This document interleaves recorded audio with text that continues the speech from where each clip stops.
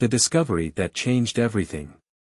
The mining probe's sensors screamed in protest as Jack Cooper guided it through Terror 7's toxic atmosphere. The readouts flashed warning after warning: extreme pressure, corrosive compounds, lethal radiation levels. Any sensible prospector would have turned back. But Jack Cooper hadn't become Earth's most successful independent surveyor by being sensible. "Come on, baby," he muttered, watching through the probe's cameras as it descended through swirling clouds of purple-tinged acid rain. Just a little deeper. In the cramped cockpit of his survey ship, the Lucky Strike, Cooper ignored the disapproving glare from his AI assistant, Mira.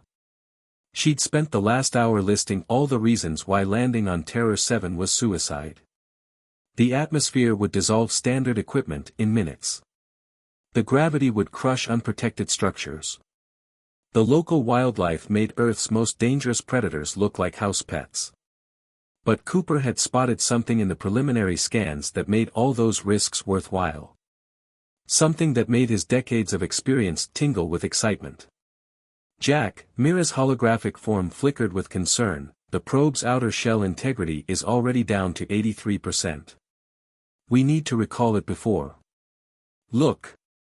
Cooper pointed at a new reading that flashed across his screen. "Did you see that spike? Run a spectral analysis." The AI fell silent for a moment, processing the data.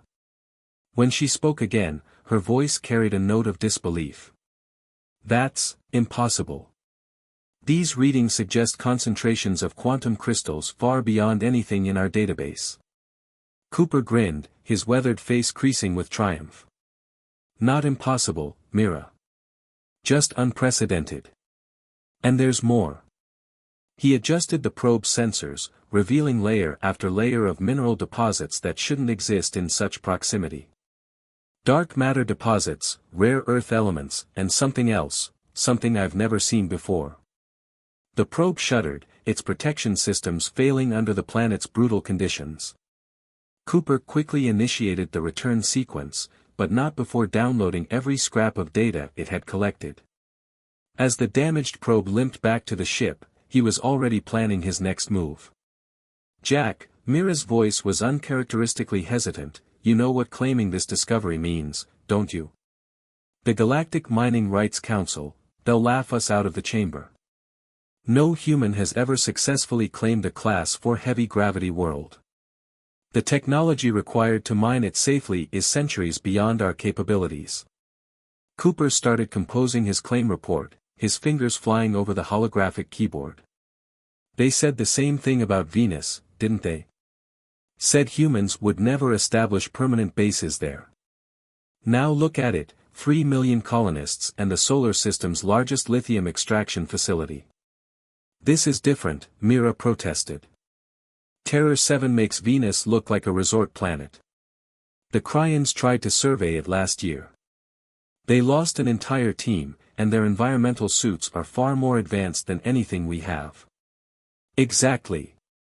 Cooper's eyes gleamed with excitement. "They lost a team because they trusted their fancy tech to save them. But that's not how we humans do things, is it? We adapt. We improvise. We overcome." He pulled up the footage from the probe's descent, studying the harsh landscape below. Massive crystalline formations jutted from the surface like the bones of ancient giants. Acid rain carved deep channels through rock that could withstand a nuclear blast. In the distance, a pack of crystal stalkers moved with deadly grace, their armored bodies perfectly evolved for this hellish environment. "Send a message to Earth," Cooper said, finalizing his report. "Tell them I've found something big. Something that could change everything." And then he smiled, already anticipating the reaction his next move would cause: "File our claim with the Galactic Mining Rights Council." Mira's hologram flickered with what might have been a sigh. "They're going to think we're insane." "Maybe we are," Cooper admitted, watching as his probe finally docked, its outer shell nearly dissolved by its brief exposure to Terror 7's atmosphere. "But being sane never got humanity to the stars, did it?" The claim was filed 3 hours later. Within minutes, it caught the attention of Resource Director Valera Brightplate aboard the Crion survey vessel, Imperial Wisdom. Her chrome scales shifted from their usual brilliant silver to a deep blue of astonishment as she read the human's report. "They can't be serious," she muttered, her clawed hand tapping a complex rhythm on her console. "Computer, verify these coordinates. This human, this Jack Cooper, he's claiming mining rights to Terror 7. "Confirmed," the ship's AI responded. "Claim filed under Earth Independent Prospector License for 7392B, preliminary survey data included." Valara's scales rippled with amusement. She remembered all too well her own attempt to survey Terror 7. The loss of her team members still haunted her, their screams as the planet's atmosphere dissolved their protection still echoed in her nightmares. And now, a human, a primitive human with technology barely worthy of the name, thought they could succeed where the mighty Crion Empire had failed. She forwarded the claim to Admiral Thunderscale with a single annotation: "You might find this entertaining." The response came within minutes. The Admiral wanted to see this human audacity for himself. The mighty 17th Battle Fleet, pride of the Crion Empire, would make a small detour to Terror 7. After all, it had been too long since anyone had taught humanity its proper place in the galactic hierarchy. Meanwhile, back on Earth, Cooper's discovery was causing a very different kind of chaos. In a secure conference room deep beneath Houston's sprawling spaceport complex, Commander Lisa Rodriguez stared at the survey data with an expression that made her subordinates nervous. It was the same look she'd worn before pulling off the infamous Europa Gambit, when she'd outmaneuvered 3 Centaurian raiders with nothing but a damaged cargo ship and a lot of nerve. "Ma'am," her executive officer, Sarah Chen, ventured carefully. "The Joint Chiefs are waiting for your assessment." Rodriguez zoomed in on the crystal stalker footage, her dark eyes narrowing thoughtfully. "Tell me, Sarah, what do you see when you look at this planet?" Chen studied the hellish landscape. "A death trap, ma'am. Even if we could land safely, the mining operations would be nearly impossible with our current technology." "Exactly," Rodriguez's face broke into a grin that her crew had learned to both love and fear. "Nearly impossible. Not completely impossible. And that's where we have the advantage." "Advantage?" Chen looked confused. "Against what?"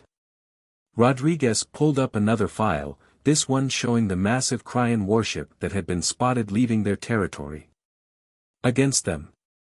They think their advanced technology makes them invincible. They've forgotten something very important about humans."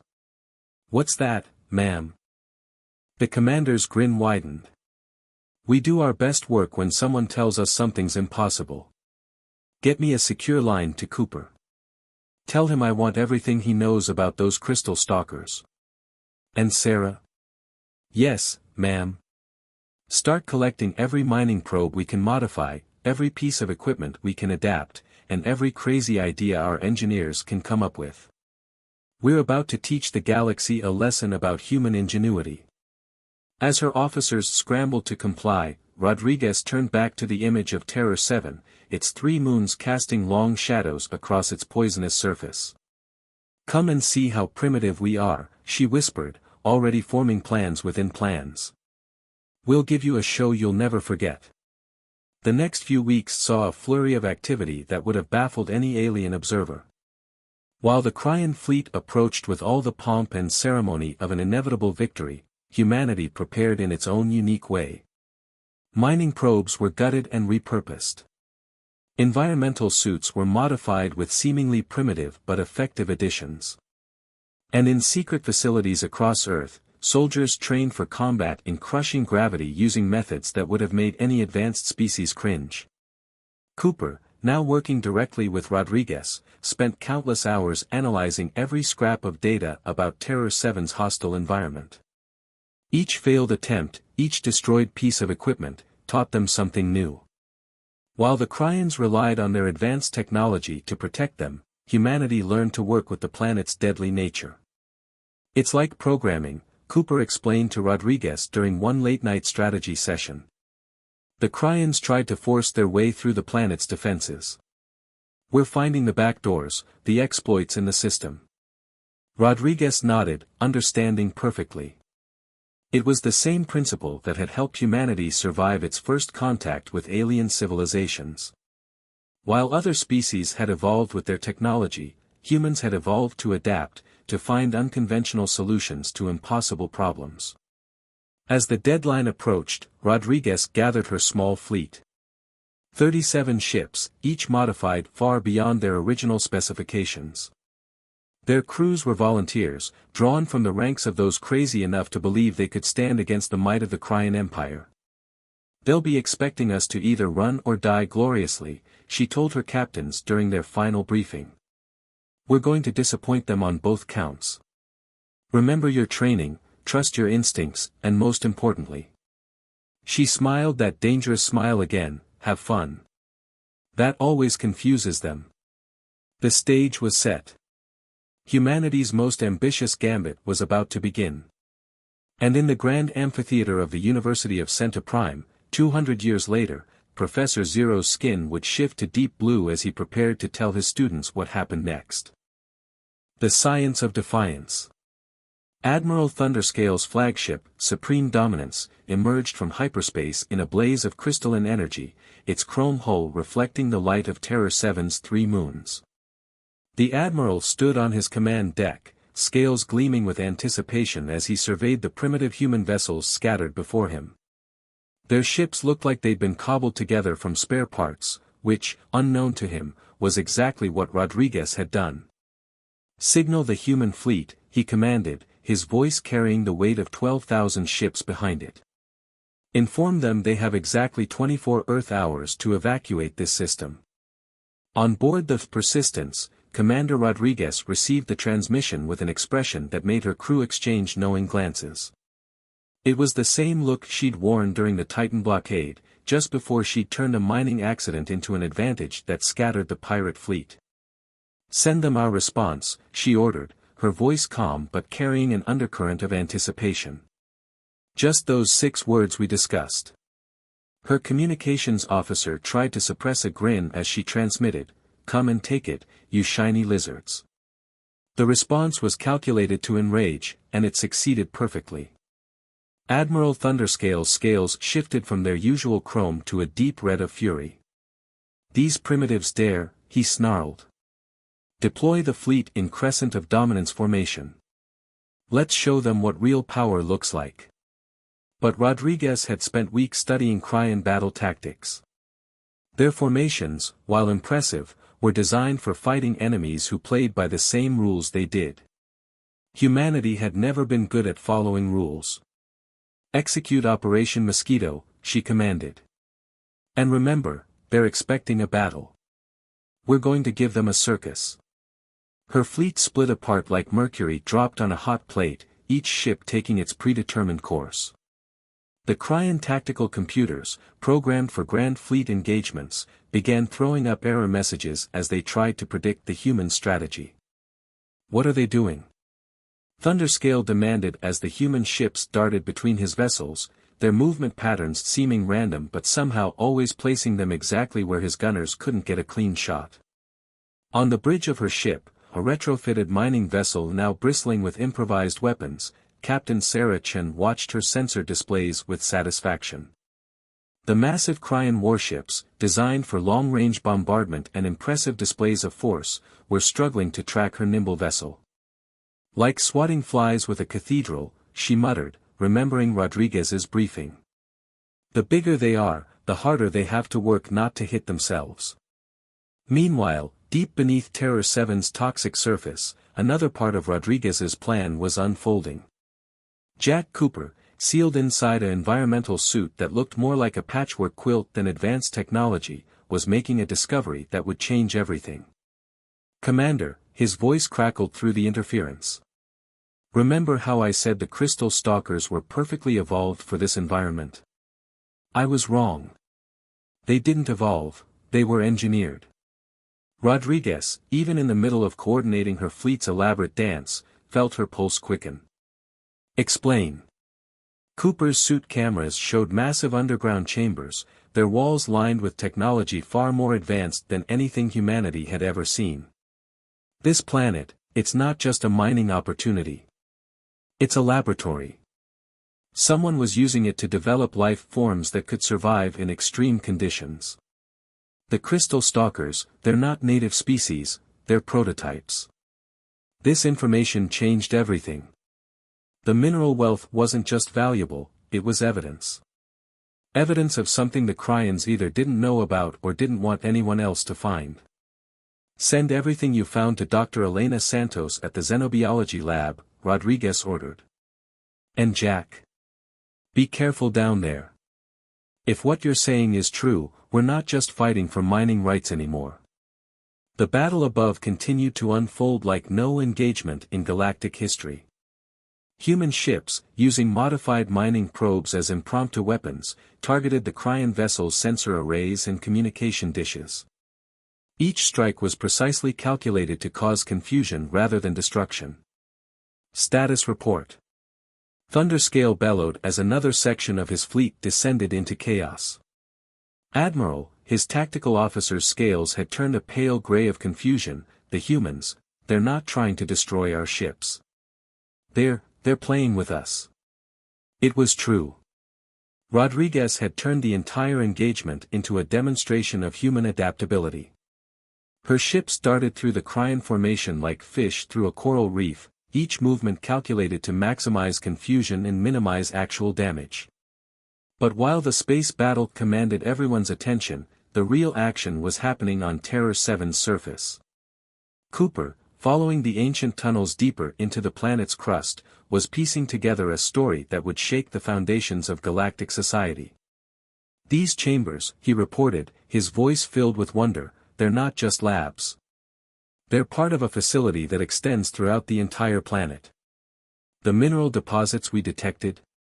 They're not natural formations, they're fuel sources for something massive. Rodriguez, even as she coordinated another series of harassment attacks against the Crion fleet, felt a chill run down her spine. What kind of fuel? And for what? That's the thing, Cooper's voice dropped to a whisper, though only his suit's recycled air could hear him. Based on these readings, whatever they were powering, it's still active. And it's waiting for something. Above the planet, the battle had reached a critical point. Thunderscale, his patience exhausted, ordered his fleet to power down and restart their shields, hoping to shake off the human ships that clung to his vessels like particularly annoying parasites. It was exactly what Rodriguez had been waiting for. Now, she commanded. Deploy the modified probes. Across the battlefield, hundreds of mining probes, each one retrofitted with magnetic clamps and portable EMP generators, launched from the human ships. As the Crion shields flickered offline, the probes attached themselves to the shield generators, overloading them with crude but effective electrical pulses. But Rodriguez wasn't celebrating yet. Cooper's discovery had added a new dimension to their mission, one that went far beyond a simple dispute over mining rights. All ships, maintain harassment patterns, she ordered. But be ready for Phase 2. I have a feeling we're about to discover why Terror 7 was worth fighting for in the first place. In his underground chamber, Cooper had reached what appeared to be a central control room. The ancient displays, covered in dust but still functional, showed schematics that made his blood run cold. Commander, his voice was barely a whisper now, I think I know what this place is. It's not just a laboratory or a mining site. It's a weapon. The entire planet is a weapon. And if I'm reading these symbols correctly, it was designed to fight something that terrified even its builders. As if in response to his words, deep beneath the planet's toxic surface, ancient machinery began to hum to life. Terror 7's 3 moons, their orbits previously thought to be natural, began to shift ever so slightly.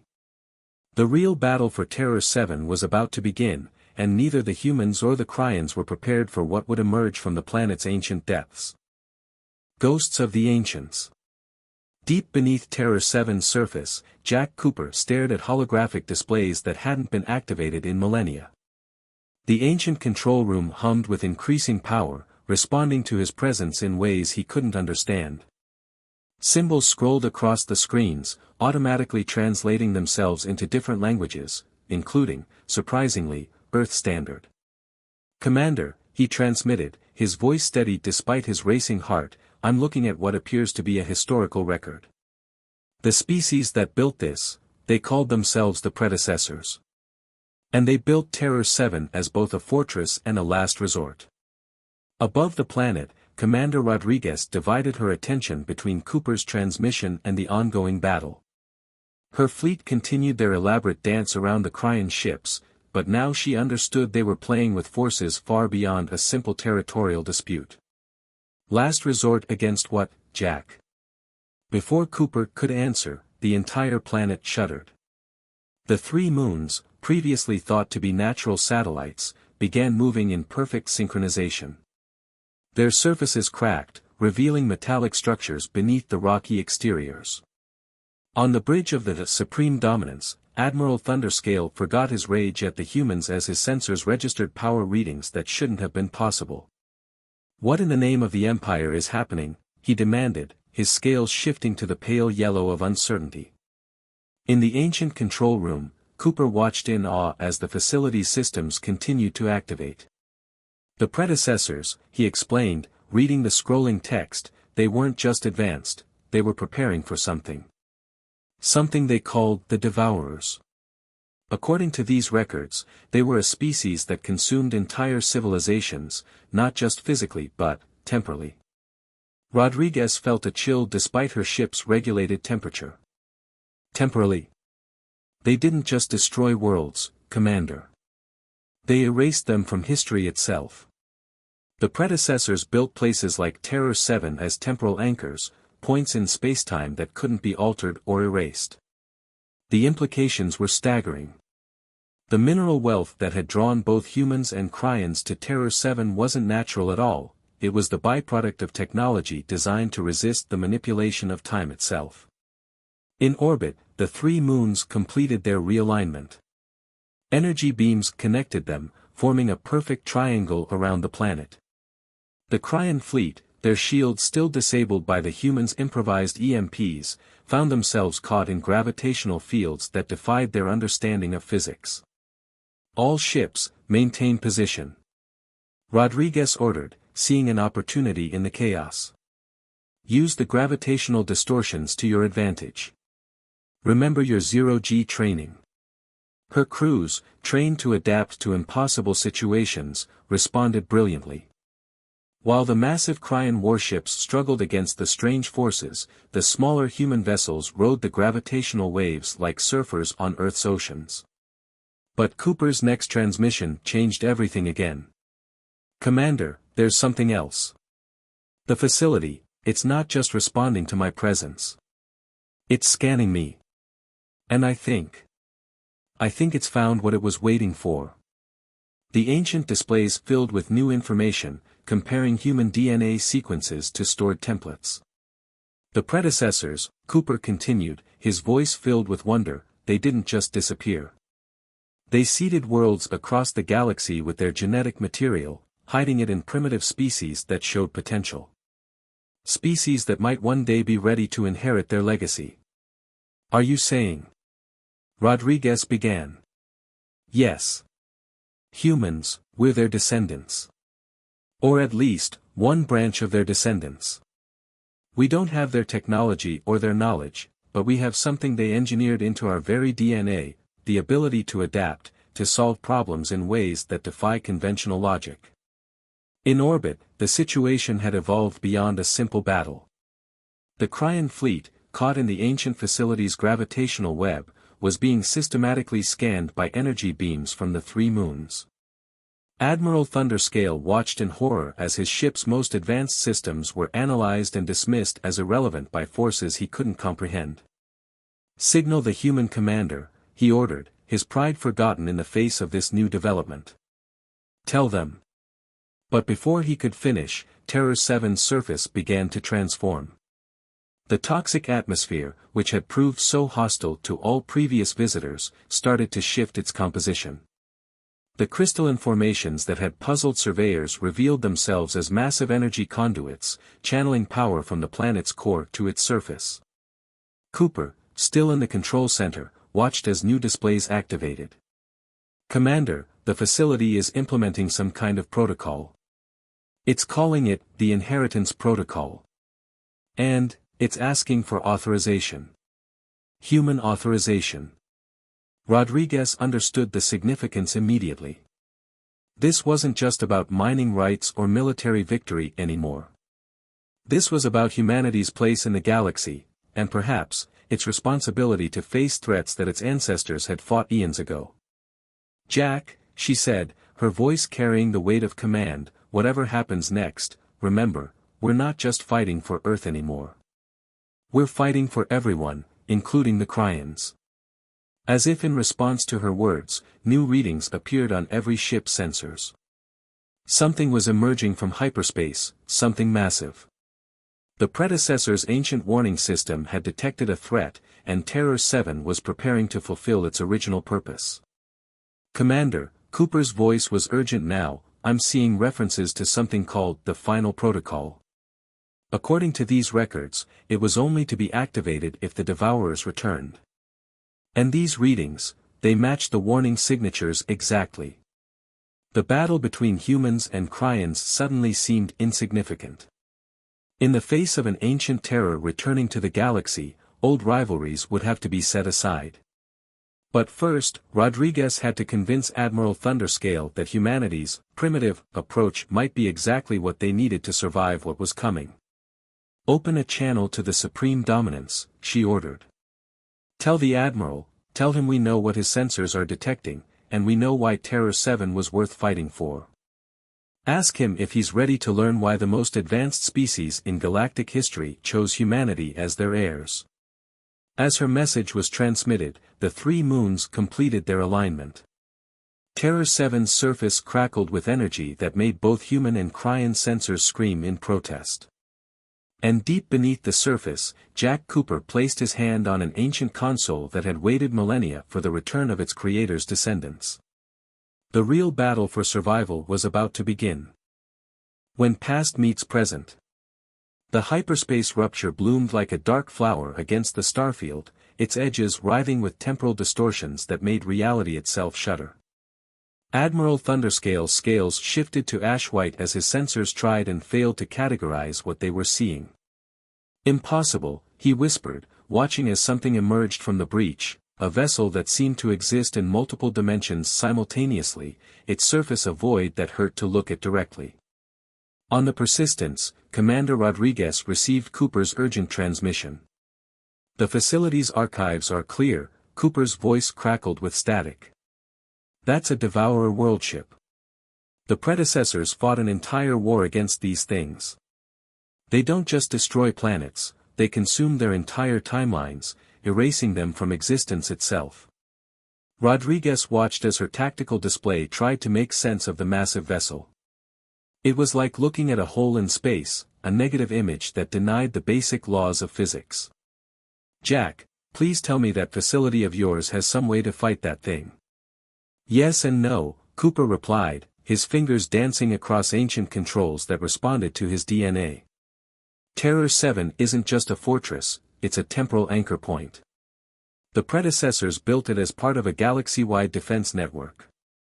But here's the thing, it needs both advanced technology and human intuition to work properly." Admiral Thunderscale's voice cut across their channel, all previous hostility forgotten in the face of this greater threat. "Human Commander, our sensors detect temporal distortions expanding from that vessel. Whatever it is, it's beginning to affect local spacetime." Rodriguez made a decision that would be studied in military academies for centuries to come. "Admiral, what I'm about to propose is going to sound insane, but right now, insane might be exactly what we need. Your technology combined with our unconventional approach might be our only chance." In the ancient control room, Cooper watched as new displays activated, showing the Devourer vessel beginning its attack pattern. The ship's very presence was causing time to fragment around it, creating zones where minutes stretched into hours or compressed into seconds. Commander, he reported, I'm looking at the predecessor's battle records. The Devourer's main weapon is entropy itself. They accelerate time in targeted areas until everything simply ages out of existence. But Terror 7's temporal anchor can counter that effect, if we can power it properly. Rodriguez's mind raced with possibilities. The Crion ship's power cores, could they provide enough energy? Combined with the facility's own systems, yes, Cooper confirmed. But there's a catch. The power transfer would have to be perfectly synchronized, and with the temporal distortions. Leave that to us, Rodriguez interrupted. Admiral Thunderscale, I need your fleet to form a precise geometric pattern around those 3 moons. We'll use our ships to relay power between your vessels and the facility's systems. The Crion Admiral's scales shifted to a deep blue of consideration. The precision required, with these temporal distortions, it would be impossible to calculate. Then don't calculate, Rodriguez replied. This is where human intuition comes in. My crews have been practicing impossible maneuvers for weeks. Let us guide your ships into position. Sometimes the best computer is the human gut. In the ancient facility, Cooper activated a sequence that caused Terror 7's surface to transform. Massive crystalline structures rose from the toxic ground, each one a power conductor designed to channel energy on a scale that made fusion reactors look like batteries. The Devourer vessel, sensing the planet's defenses activating, launched its first attack. A beam of concentrated entropy struck one of the Crion ships, aging it 10,000 years in seconds. The vessel crumbled to dust before their eyes. All ships, evasive patterns. Rodriguez ordered. Use the gravitational waves from the moons to stay unpredictable. Admiral, begin positioning your fleet. My crews will guide each ship individually. What followed was a dance of impossible precision. Human vessels, piloted by crews who had trained to think in 4 dimensions, guided the massive Crion warships through waves of distorted time and space. Where calculations failed, human intuition prevailed. Cooper, watching from the control center, saw something the predecessors had known but never directly stated: humanity's greatest strength wasn't technology or physical capability, but the ability to adapt and improvise in ways that defied logical prediction. The Devourer vessel launched attack after attack, each beam of concentrated entropy missing its targets as human pilots guided Crion ships through maneuvers that should have been impossible. The temporal distortions that should have spelled their doom became tools in human hands, used to achieve positions that normal space would never have allowed. Energy transfer network at 60%. Cooper reported, watching as power from the Crion fleet flowed through human ships into Terror 7's ancient systems. The 3 moons, their true nature now revealed, began to pulse with building power. But the Devourers had not survived for millions of years by being predictable. Their vessel split into multiple temporal phases, existing in several moments simultaneously. Entropy beams lashed out across different time frames, creating a web of temporal destruction that threatened to catch both fleets. They're trying to trap us in a temporal crossfire, Rodriguez realized.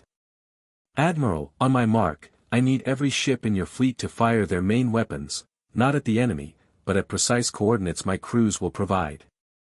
That would drain our remaining power reserves, Thunderscale protested. Exactly, Rodriguez grinned. Trust me, Admiral. Sometimes the best defense is a good light show. As the Devourer vessel prepared its final attack, Rodriguez's plan unfolded. The Crion fleet fired on her command, their weapons creating a dazzling display that served as perfect camouflage for the real operation, human ships darting through the chaos to complete the power transfer network. Cooper's voice cut through the comm channel, Commander, facility power at maximum. The predecessors left one final protocol, something they called the entropy reversal wave. But what? But it requires a direct neural interface with the control systems. Someone has to physically connect with the facility and... Commander, whoever does this might not survive the temporal backlash. Rodriguez looked at her tactical display, watching as the Devourer vessel prepared to erase their entire star system from history. She made her decision. "Jack, prep the system. I'm coming down." The battle's final phase was about to begin, and with it, a moment that would redefine humanity's place in the galaxy forever. The price of tomorrow. Commander Lisa Rodriguez's shuttle cut through Terror 7's toxic atmosphere, riding gravitational waves that would have torn any normal vessel apart. Behind her, the combined human Crion fleet executed an elaborate dance of survival against the Devourer worldship. Above, the 3 artificial moons pulsed with ancient power, their energy waiting to be unleashed. "Status report," she commanded, fighting the crushing G-forces as her modified vessel descended.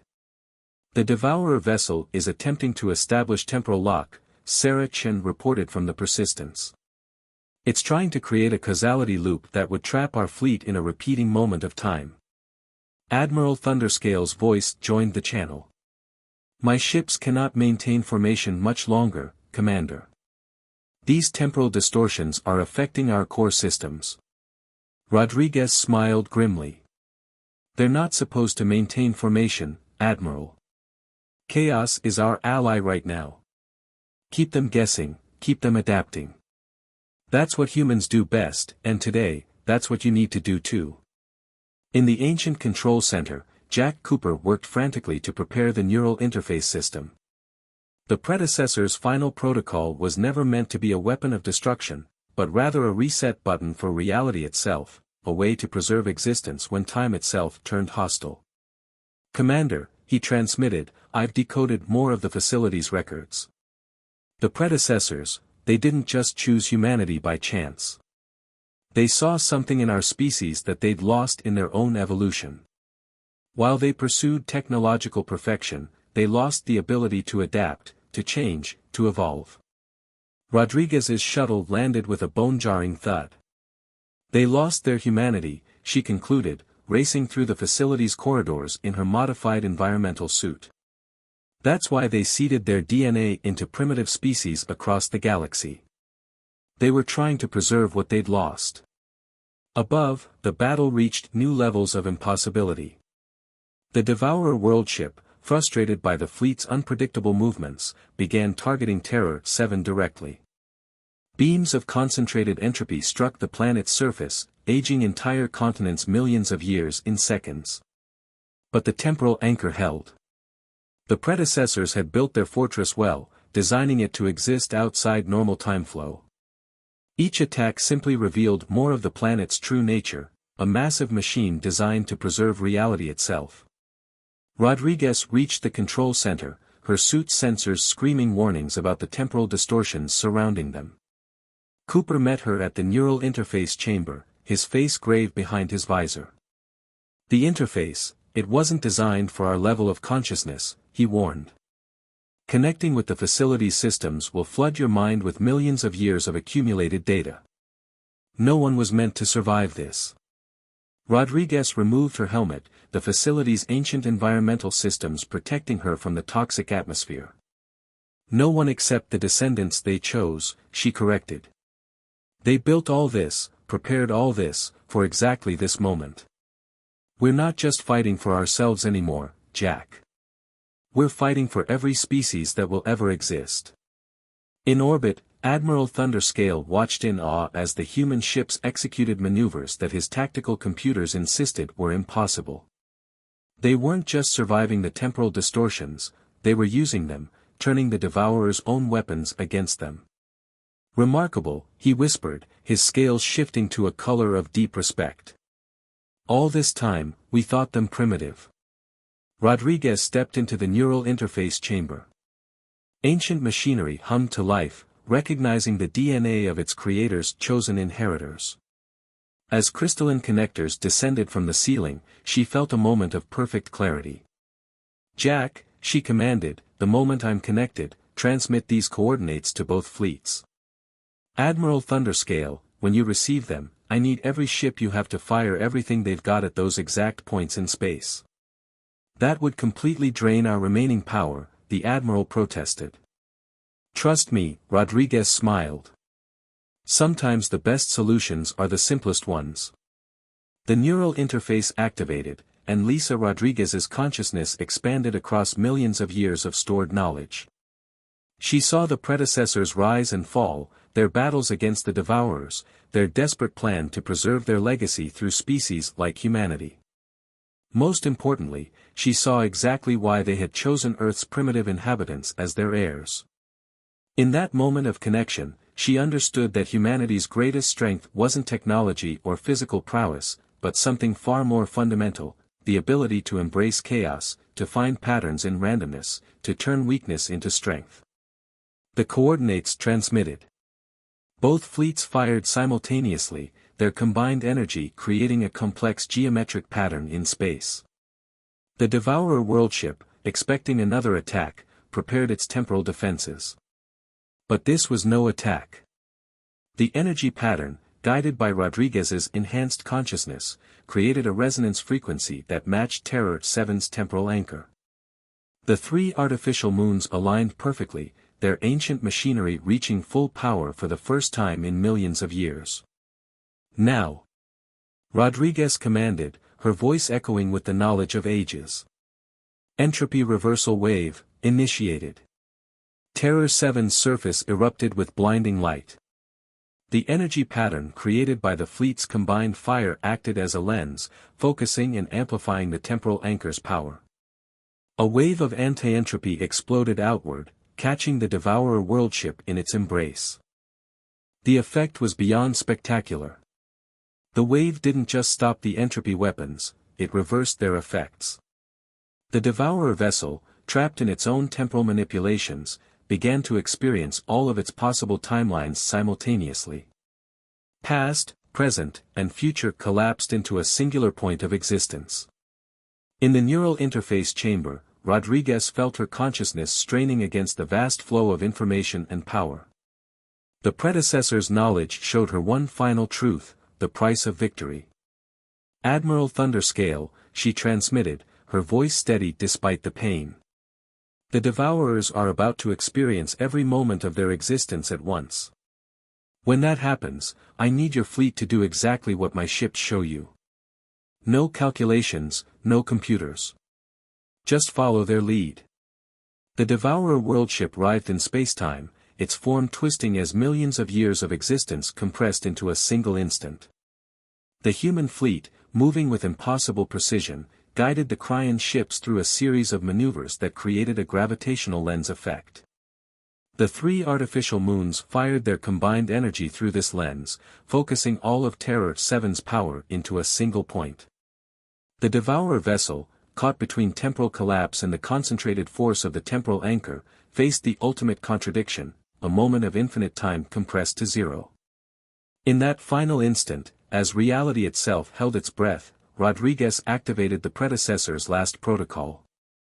Not a weapon of destruction, but a tool of transformation. The Devourer worldship, along with its entire species timeline, was not destroyed but rather transformed, its entropy-based existence converted into pure energy. The wave of transformation spread outward, healing the temporal wounds in spacetime, restoring the natural flow of causality. But the price was high. The neural interface, never designed for such power, began to overload. Jack, Rodriguez managed through gritted teeth, get these coordinates to the fleet. The transformation wave, it needs to be contained, focused. We can use it to power Terror 7 systems for the next 10,000 years. Cooper worked frantically, transmitting her instructions. The combined fleet, human and Crion ships working in perfect harmony, created a containment field that captured and channeled the transformation energy. Terror 7 systems absorbed this power, its ancient machinery humming with renewed purpose. In the neural interface chamber, Rodriguez felt her consciousness beginning to fragment under the strain.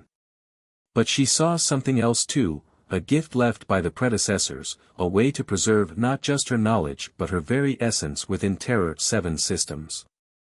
Tell them, she transmitted, her voice growing faint, tell them that humanity's greatest strength was never in our technology or our weapons. It was in our ability to adapt, to change, to see possibilities where others saw only obstacles. The transformation wave completed its work. The Devourer threat was ended not through destruction but through change, exactly as the predecessors had intended. Their final legacy, preserved through humanity's unique ability to adapt and evolve, had fulfilled its purpose. 200 years later, in the Grand Hall of Galactic History at the University of Centa Prime, Professor Zero's skin shifted to a deep purple of reverence as he concluded the tale. And so, my students, that is why the Terror 7 incident changed everything. The Crion Empire, humbled by humanity's demonstration of true strength, became Earth's strongest ally. The ancient facility, powered by the transformed energy of the Devourers themselves, continues to stand guard against temporal threats. And Commander Rodriguez. The professor's skin rippled with colors of wonder. Some say her consciousness still exists within Terror 7 systems, guiding and protecting, waiting for the day when humanity might need the predecessor's legacy again.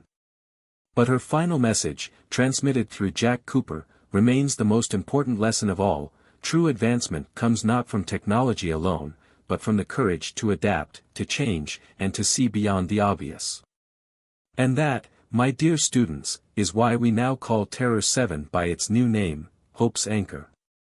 A reminder that sometimes the greatest victories come not from overwhelming force, but from the simple human ability to look at the impossible and say, let's try anyway.